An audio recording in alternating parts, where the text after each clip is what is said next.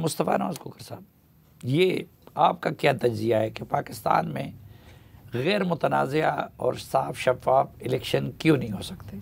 मैं बहुत एहतराम के साथ तवज्जो दिलाऊंगा और ये नुक्ता आपके सामने रखूंगा कि मेरा व्यू इसके बरक्स है।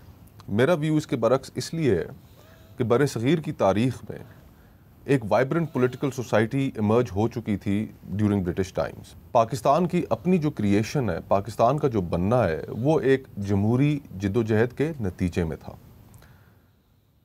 सोच जमहूरी थी और उसको यहाँ पर लोगों ने, इस खित्ते के लोगों ने एक्सेप्ट भी किया। और पाकिस्तान की क्रिएशन के बाद अनटाइमली डेथ ऑफ जिन्ना साहब और चीज़ें और उस सारी सोच को हाईजैक कर लिया गया।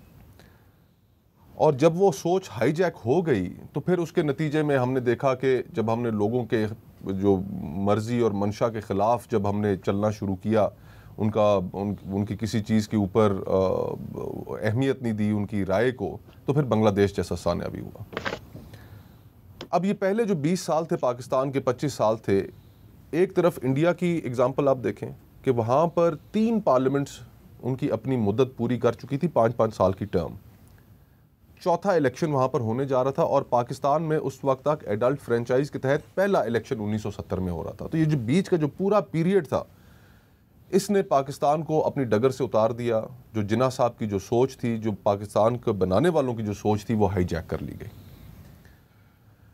और जिन कुव्वतों की जानिब से हाईजैक की गई, उन कुव्वतों ने 1970 के इलेक्शन के बाद ये सबक सीखा कि अगर फ्री एंड फेयर इलेक्शंस होंगे तो उसके नतीजे में हमें इस तरह के कॉन्सिक्वेंसेस भी भुगतने पड़ेंगे। उसके बाद उन्होंने ये पहले जो 3-4 साल थे, उस वक्त तो फौज इतनी बड़ी ताकत नहीं बनी थी, तो उस वक्त ये सियासतदानों से किसने हाईजैक कर लिया था कि वो इंतखाबात भी ना करवा सके और आइन भी ना बनवा सके? 9 साल इंतखाब नहीं करा सके। 9 साल इस वजह से नहीं हो सका कि उस वक्त सिकंदर मिर्ज़ा साहब का एक तो अनटाइमली डेथ ऑफ जिन्ना साहब की अनटाइमली डेथ के बाद जो यहाँ पर हमारे जो प्रॉब्लम्स थे, वो प्रॉब्लम्स फिर ऐसे रहे कि जिनमें हमने असैसिनेशन देखी लियाकत अली ख़ान साहब की। फिर जो आइन बनाने हम चले थे, जो आइन साइंसी का अमल था, ये सब कौन करवा रहा था? उस वक्त तो फौज की ये हैसियत नहीं थी। उस वक्त इंडियन सिविल सर्विस का एक बहुत बड़ा इम्प्रिंट था यहाँ पर पाकिस्तान की तारीख में। एक पहले तो पाकिस्तान इन पॉलिटिकल इवेंट्स के बाद सिविल सर्विस के कंट्रोल में, और एक आखिरी नुकता और फिर सिविल सर्वेंट्स के बाद फिर मिलिट्री के एक आखिरी नुकता आपसे समझ के फिर मुझे अहमद बिलाल साहब की तरफ भी जाना है। ये जिन अवामिल का बैरिस्टर साहब ने जिक्र किया कि वो पाकिस्तानी सियासत या पाकिस्तानी माशरे में एक टूल के तौर पर इस्तेमाल होते हैं, अब बात शायद कुछ लोगों को अच्छी ना लगे, लेकिन क्या ख़ुद क़याम पाकिस्तान के लिए पाकिस्तान बनाने वालों ने मजहबी कार्ड इस्तेमाल नहीं किया? इस पे जसवंत सिंह साहब इंडिया के फॉरेन मिनिस्टर थे, उन्होंने जिन्ना साहब की एक ऑटोबायोग्राफी लिखी जी। और मुझे तमाम उनकी जिन्ना साहब के ऊपर जितनी किताबें लिखी गई, उनमें से एक मुनफरद किताब वो इस सेंस में नज़र आई कि उन्होंने जो जिन्ना साहब का जो पॉलिटिकल ट्रांजिशन था कि from a staunchly secular person to a champion of Muslim rights, वो उन्होंने बड़ा खूबसूरती से बयान किया। और वो इन रिएक्शन था जो उस वक्त गांधी जी ने जो पॉलिटिक्स के अंदर जो रिलीजन का एलिमेंट इंट्रोड्यूस करा दिया था।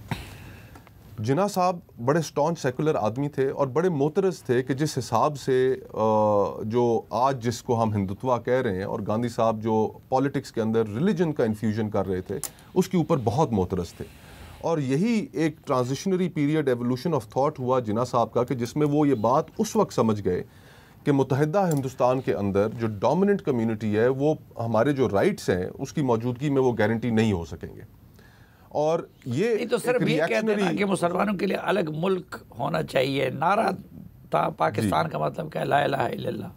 लेकिन साथ ही साथ जिन्ना साहब की ये भी गुफ्तगू ऑन रिकॉर्ड मौजूद है जो बड़ी क्लैरिटी के साथ उन्होंने कही। उनका एक कोट कई दफ़ा वो वैसे आगे पीछे कर दिया जाता है, जिस तरह उनकी 11 अगस्त की स्पीच बहुत अरसा गायब रही, कि जिसके अंदर उन्होंने कहा कि आप अपने रियासत का मज़हब से आपके कोई ताल्लुक़ नहीं होगा, you free to go to your temples, you free to go to your mosques and your churches. ये तकरीर ही गायब कर दी गई। इसी तरह जिन्ना साहब ने एक और जगह पे ये भी कहा कि Pakistan shall not be a theocratic state, कि पाकिस्तान एक मजहबी रियासत नहीं होगी।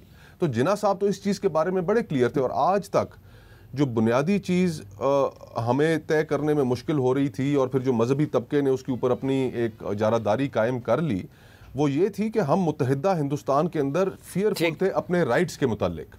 कायदे आज़म कभी भी नहीं ये चाहते थे, बल्कि दीगर जो फाउंडर्स थे पाकिस्तान बनाने की तहरीक का हिस्सा थे, वो भी कभी थियोक्रेसी की तरफ पाकिस्तान को नहीं लेके जाना